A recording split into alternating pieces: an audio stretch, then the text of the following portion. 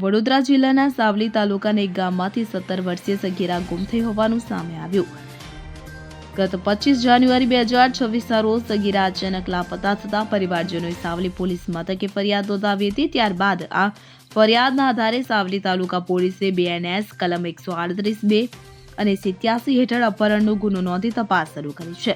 Police દ્વારા સગીરાની શોધખોળ માટે વિવિધ દિશામાં તપાસ હાથ ધરવામાં આવી છે, તો આસપાસના વિસ્તારોમાં પણ પૂછપરછ કરવામાં આવી રહી છે. સાવલી તાલુકા પોલીસ દ્વારા જો કોઈને ગુમ થયેલી સગીરા અંગે કોઈ માહિતી મળે તો તાત્કાલિક સાવલી મથકનો સંપર્ક કરીને લોકોને અપીલ કરવામાં આવી છે. ઇકબાલ લુહાર, CN24 ન્યૂઝ, સાવલી.